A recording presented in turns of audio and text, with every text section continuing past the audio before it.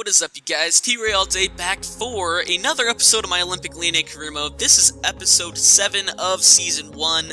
I did say I would be posting a Leeds United career mode video before this one, but I have not had time the last few days to get any footage for it, so I haven't had time to edit it because, I don't have any footage, so I can't edit it. So instead, there will be a Lyon career mode for the next few days. We'll have one tomorrow, the next day, etc., etc., which is perfectly fine because I'm really enjoying this career mode, and I hope you are too. Please leave any feedback you can in the comments. I love reading comments. Whenever I can, I love comments. Even if I only get like 2 a video, they're my favorite things to get. And whether it's good or bad, I love feedback on how I can improve my videos.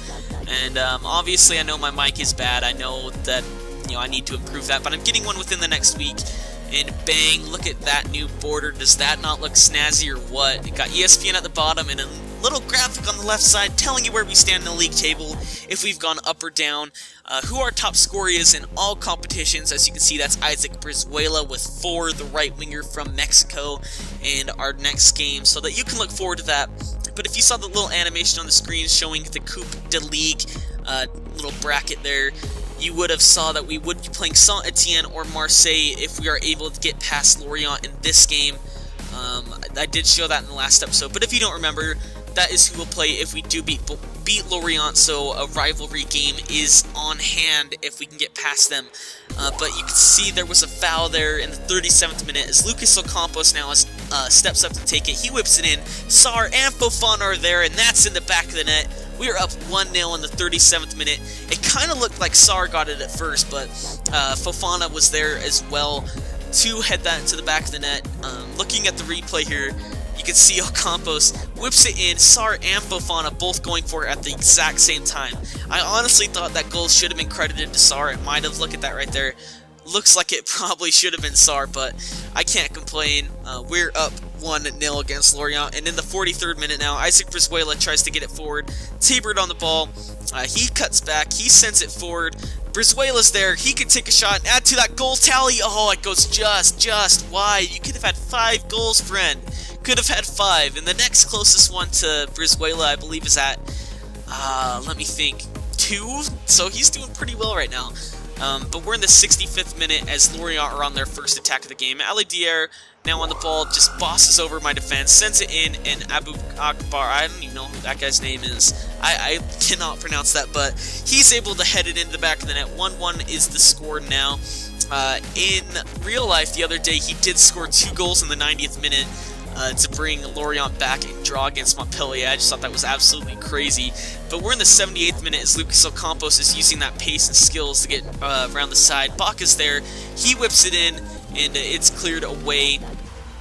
So we couldn't get the ball into the back of the net there. But in the 80th minute, still on this unedited run here, Fofana sends it forward to Clément Grenier. Grenier now, he sends it back to Jordan Ferry. Jordan Ferry whips it up to Guida Fofana. Fofana now, he cuts inside. He takes a shot, and Kasper Schmeichel, yes, I did say Kasper Schmeichel, is able to save it. Very weird that he got bought by Lorient. But we're in the 87th minute now as Jordan Ferry is on the chase to get the ball. He finally takes it away, and he is fouled by the Lorient defense in a very dangerous position here in the 89th minute. But as you can see, we're going to make some substitutions to hopefully give us this win so we don't have to go into extra time. Union and Brion coming on, and Ocampos and I believe Benzia coming off. So that is a little bit more pace for us. Brion with a little bit of heading in our favor. So maybe he can find his head and put it into the back of the net and give us the win that we need so we don't have to go to extra time. You can see Muniain steps up to take this free kick. I'm not going to go with him. I'm going to go with the main man, Clément Grenier, the captain in this game. He steps up from 26 yards out.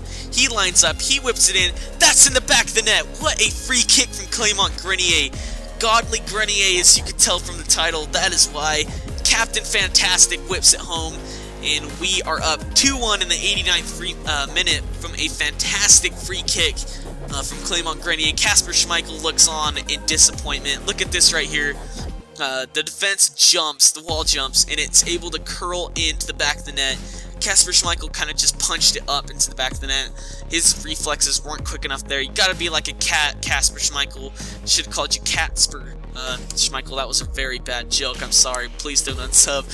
But we are up 2-1. Gotta show all the replays for that goal, because that was fantastic. And Brizuela, you can see he pulled up. That's not good. He's our top scorer. And very, very bad news if something bad happened to him. But either way, we did come out with the win. 2-1 in the Coupe de Ligue. We are advancing to play either Marseille or Saint-Etienne. Either one would be fine with me. Battle of the Olympics or the derby with Saint-Etienne would both be fantastic games. As you can see, Marseille did beat Saint-Etienne 4-0. Absolutely weird result in that one. Saint-Etienne aren't a bad side. In real life, they're in front of Marseille. Lyon's in front of Marseille as well. So that's very interesting. But what's-his-face was not injured. Brizuela, he did not come out with an injury, which is weird because he pulled up and they said he was injured. But we did get an offer to coach Scotland. I'm going to stall on both the Scotland and New Zealand offers because they're both pretty intriguing. And we get a scouting update as well. And Michael Umtiti, yes, Samuel Umtiti's brother, I'm assuming. I'm signing him. I don't care if his potential is bad. That would just be freaking sweet to have his brother on my team. But here's the updates on the injuries. 4 weeks, 5 weeks, and 4 weeks for Lacazette, Gourcuff, and Marvo as we go into the game against Guingamp at home at the Stade Gerland. In the league, our only league game in this episode, the next game, as you will see from the border, is in the Europa League. But we are in a 4-4-2 diamond-wide formation for this one, with Munion playing at the cam position. That's his regular position. They switched him to a left wing because that's what he's been playing in real life. But last year in FIFA 13, he was a cam. But as you can see, we're playing Vitesse in the next game, which is in this episode, and we currently sit in 12th. So a game against lowly Guingamp. Sorry if you're a Guingamp fan. I don't think I have any Guingamp fans watching this, but they are not a very good side. So we should easily be coming out with 3 points. Brizuela's on the ball. He takes a shot, and what a save from Indy there. Is we were not able to go ahead, but we're in the 6th minute. Is Yatarbe sends it forward to Montane. Montane sends it right back to Yatabare. Yatabare sends it forward to Grise. Grise on the ball now. He steps forward. He cuts back. He's just cutting around my whole defense. He passes to Montane. Right back to Grise. Grise still going around my defense. He sends it in. Lopez is able to save it, and luckily he was offside, so we get a break there. But in the 24th minute, we pass it forward to Jeremy Menez. He passes to Munion. Munion, can he chip it over the keeper? No, we could not. Another great save from Indy in the 25th minute. But we're in the 28th minute now as Jurise's on the ball. He sends it over to Sankare. Sankare now, he steps up. He passes over to Yatabare. He finds Mandane. It goes off the post, and Atik is there. But it was cleared away. But in the 56th minute now, Guingamp on the ball. Yatabare to Montane. Montane on the ball now. Back to Yatabare. He takes a shot, and he slots it home in the bottom right corner. Sadly, we are down 1-0 against lowly Guingamp. For some reason, it seems like we do really, really bad against the really bad sides, and we do really, decent against the really good side. But Menace has a great opportunity here, and that was just awful, awful Menace. I believe he only has 1 goal to his name right now, 1 or 2. So he has not been a great signing thus far, but really no one else on our team has that many goals either. But in the 87th minute now, another chance for Jeremy Menez as he sends it forward to Iker Munion. Munion now, it goes to Brizuela. Brizuela, he sends it over to Gonalons. He takes a shot, and how? How did you miss that open net? It was an open net. You could easily just slot that home. In the 89th minute now, Menez steps up. He whips it in. Could we possibly equalize in the 89th minute?